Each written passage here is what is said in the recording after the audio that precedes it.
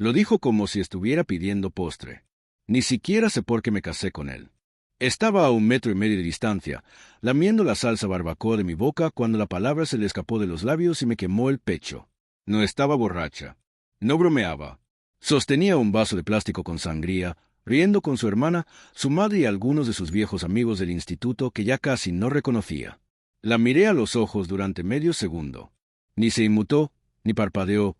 Simplemente volvió a su círculo como si yo no existiera, como si fuera una silla de jardín más en aquella barbacoa familiar. Me había pasado toda la mañana montando esas mesas plegables, cargando bolsas de hielo, asando costillas como le gustaban a su padre, extra ahumadas, sin apenas salsa. Anoche recorté los setos porque dijo que su madre podría hacer algún comentario. Imprimí las tarjetas del lugar para las mesas. Su tío trajo a una chica llamada Kendra. Y aún así le pregunté cómo se escribía bien. Pero aparentemente nada de eso contaba porque ahí estaba, su voz en medio del patio trasero que ayudé a construir, cortándome como un cristal. Ni siquiera sé por qué me casé con él.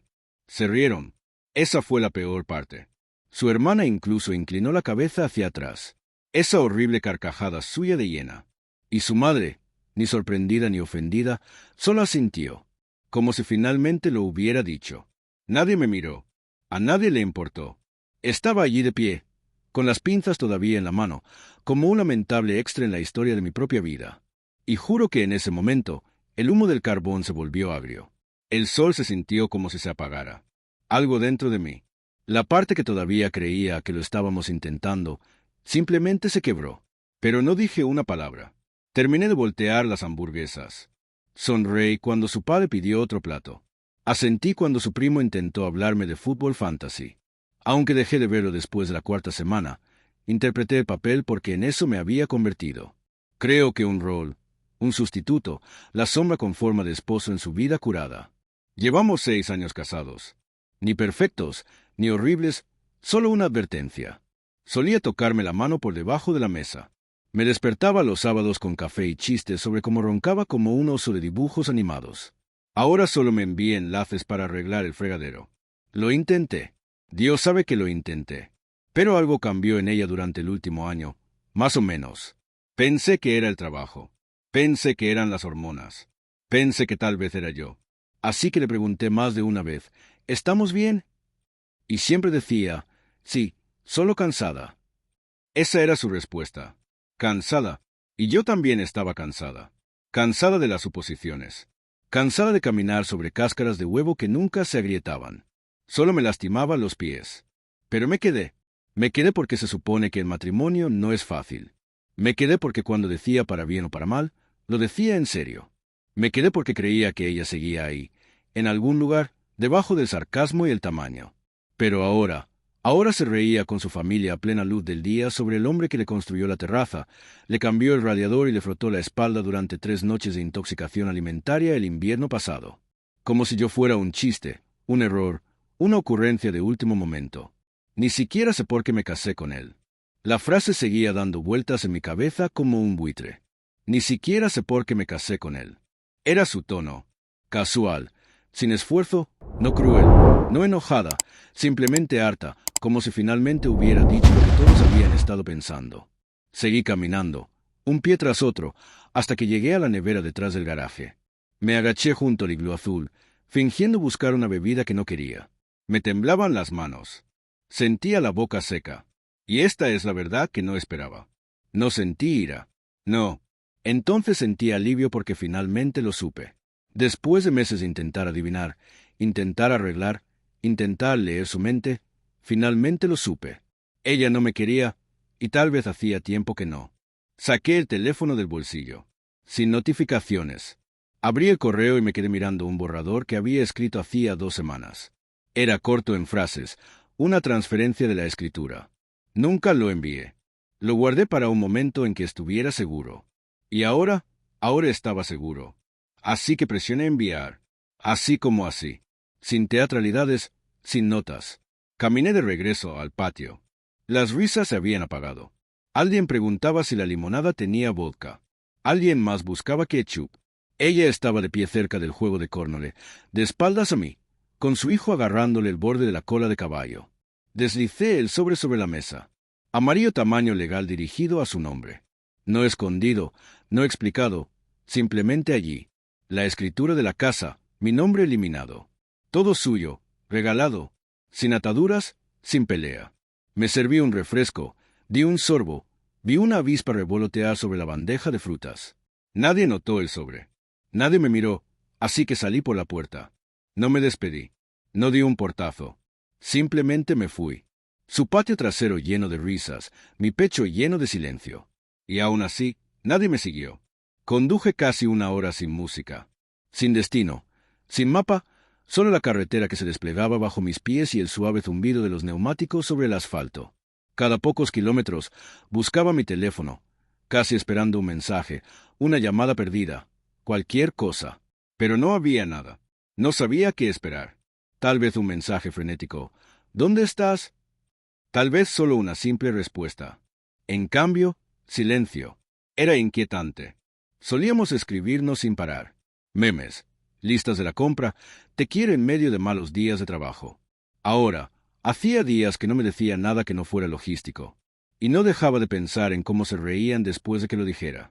Su madre, su hermana, incluso sus viejas amigas. Ninguna pestañeó. Ninguna dijo, oye, eso fue duro. Estaba ahí parado y todos seguían comiendo. Eso me hizo algo. Entré en una gasolinera. No necesitaba gasolina. Solo necesitaba parar. Compré una botella de agua.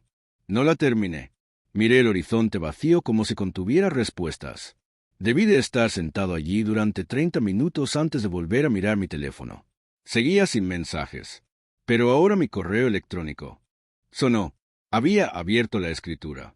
La imaginé parada allí en el patio trasero, tal vez todavía con esa copa de sangría en la mano, hojeando los papeles, leyendo la línea donde había firmado todo.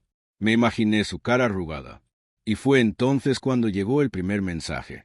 Solo una palabra. ¿Por qué? Sin puntuación, sin contexto, solo eso. No respondí. 5 minutos después, otro. ¿Podemos hablar? Luego 10 minutos de silencio. Luego, por favor. Cerré la aplicación y empecé a conducir de nuevo. No por despecho, no por poder. Simplemente no sabía qué podía decir que no empeorara las cosas. Para cuando regresé a casa, nuestra casa, técnicamente suya ahora, el sol se había ocultado tras los árboles. El patio trasero estaba vacío. Se habían acabado las risas. Las sillas estaban apiladas, las mesas medio limpias, un solo plato de papel ondeando al viento como una bandera de guerra olvidada. Estaba sentada en los escalones del porche, descalza, con el pelo suelto, el teléfono agarrado con ambas manos como si pesara 45 kilos. Levantó la vista cuando aparqué en la entrada y lo vi. Ojos rojos, mejillas hinchadas. Las lágrimas se le secaron en los lados de la cara. Había estado llorando. No solo llorando, rota. Se quedó de pie cuando bajé del coche, lenta e insegura, como si no supiera si tenía derecho. No lo decía en serio, dijo con la voz débil, apenas audible. Asentí. No con frialdad, solo con sinceridad. Lo hiciste. Abrió la boca, la cerró, la volvió a abrir. Intentaba hacerlos reír. Lo hiciste, dije, y entonces todo su cuerpo se desplomó. Ella volvió a sentarse con fuerza, con los hombros encorvados y las manos en la cara como si las lágrimas no pudieran detenerse. No sabía que me habías oído, susurró. No supe qué decir. O sea, ¿qué dices cuando alguien a quien amas admite que no le importó lo suficiente como para comprobar si estabas lo suficientemente cerca como para que le hicieran daño? Te oí, dije. Y quizá esa sea la única razón por la que lloras. Su rostro se alzó de golpe. No es justo. No, dije.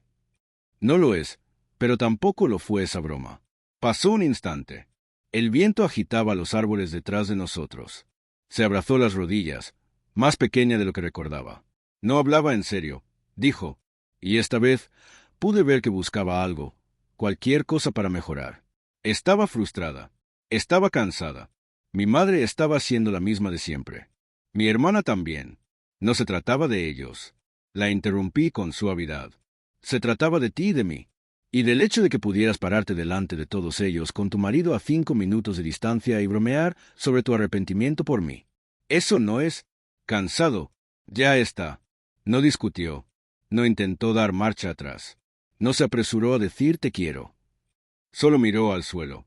Nos sentamos allí un largo rato. Sin gritos, sin acusaciones, solo dos personas rodeadas por el eco de lo que solía ser su hogar. Nunca quise que fuera así, susurró finalmente. Le creí. Pero querer y elegir no son lo mismo. Nunca lo dijiste en voz alta, le dije, pero lo sentí. La distancia, el desdén. Simplemente no quería creerlo. Me perdí en el ruido. Dijo las expectativas. Mi familia, el trabajo. Pensé que si seguía adelante, no tendría que lidiar con la forma en que nos dejábamos llevar. Y ahora me miró fijamente. Quiero arreglarlo. Pero la cosa es que algunas fracturas no significan que estén limpias. Algunas siguen doliendo mucho después de que el hueso se haya asentado. Y algunas heridas no están destinadas a sanar. Están destinadas a enseñar. Lloró hasta que se encendió la luz del porche. No es fuertes y teatrales. No las que llora la gente cuando quiere perdón. Eran lágrimas silenciosas. Las que se escapan cuando la presa lleva meses agrietada y nadie se ha dado cuenta. O tal vez a nadie le importó. Me senté a su lado, sin tocarla, sin consolarla, simplemente presente. Se sentía extraño.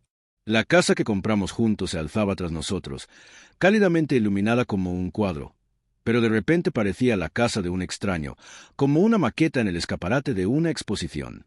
Bonita por fuera, hueca por dentro. Me miró entre sus pestañas húmedas. Me la acabas de regalar. La casa. No quería discutir. Dije, deberías haberlo hecho. Y eso me hizo mirarla porque sabía a qué se refería. Quería pelea. Quería gritos, drama, algo caótico que justificara su dolor. En cambio, le di silencio. Le di el sobre y me fui. Y tal vez, de alguna extraña manera, eso fue lo que la rompió. Podrías haber dicho algo, susurró. Lo hice, dije, pero no con palabras. Se secó la cara con la manga de su sudadera. La misma sudadera que le compré en nuestro viaje de tercer aniversario a Maine. La que, según ella, olía a océano. Todavía la usaba cuando estaba enferma, triste o perdida. Me sorprendiste, dijo en voz baja. Casi me reí. No por crueldad, sino por incredulidad. Te sorprendiste, asintió, avergonzada. Lo sé. Sé cómo suena. Es solo que no pensé que te irías así. No sin luchar. No pensaste que me iría. No, dijo. Pensé que te quedarías como siempre. Y ahí estaba. Pensó que yo era inamovible, predecible, la roca segura y tranquila que nunca se iría por mucho que me desgastaran. No se dio cuenta de que me había estado erosionando durante años, cortada por pequeñas bromas, necesidades ignoradas y mil estoy bien que en realidad no lo estaban. Me puse de pie lentamente. El porche crujió bajo mis pies. Me miró, temerosa de que dijera algo. Final, quizás una parte de mí quería, pero la verdad es que no la odiaba. Simplemente no podía quedarme con alguien a quien le resultaba más fácil representar el amor que vivirlo. Dentro, aún persistían los restos de la barbacoa. Platos de papel en la basura, manchas de salsa en la encimera. Pero fue la sala lo que me detuvo. Todos seguían allí. Su familia, su hermana, su madre seguían comiendo, seguían riendo, seguían bebiendo vino como si nada hubiera pasado. Como si no hubiera dejado la escritura de mi matrimonio sobre la mesa y saliera. Su hermana levantó la vista y me vio a través del cristal. Bajó la mirada y luego la apartó. Su madre dijo algo y se rió entre dientes, y en ese momento me di cuenta de que sabían lo que había en ese sobre. Lo vieron, lo leyeron y siguieron comiendo. Nadie corrió a ver cómo estaba. Nadie me siguió hasta el coche. Nadie intentó detener nada porque para ellos yo nunca fui más que un accesorio, un servicio, un nombre en una hipoteca que ayudaba a su hija a jugar a las casitas. Se reunió conmigo en la puerta en silencio. Sus ojos siguieron los míos, y supe que ella también lo vio. Esa frialdad, esa indiferencia, se irguió un poco. ¿Quieres entrar?, preguntó. Negué con la cabeza. Creo que ya he hecho suficiente. Se mordió el labio como si quisiera decir algo más, pero fuera lo que fuera, se le ahogó en la garganta. Me giré para irme, pero justo antes de bajar del porche, dije una última cosa. No por rabia. Ni siquiera por tristeza, solo por la verdad. No me marché porque lo dijeras. Me marché porque lo decías en serio. No discutió. No volvió a llorar. Simplemente me vio marchar. Esa noche, fui en coche a un hotel 2 pueblos más allá. Dormí como hacía meses que no. Desperté en un silencio que no era vacío, sino limpio. No sé dónde está ahora. No sé si se quedó con la casa o la vendió. Ni siquiera sé si alguna vez les contó cómo se derrumbó todo. Pero si sé esto, hay gente que se sienta a tu mesa, come tu comida, bebe tu vino, se ríen de ti y ni siquiera notan tu ausencia. Seguirán comiendo, pero con el tiempo, uno a uno, levantarán la vista y se darán cuenta de que falta algo. Y tal vez, solo tal vez, para entonces, estarás en un lugar nuevo, sin esperas, sin amargura,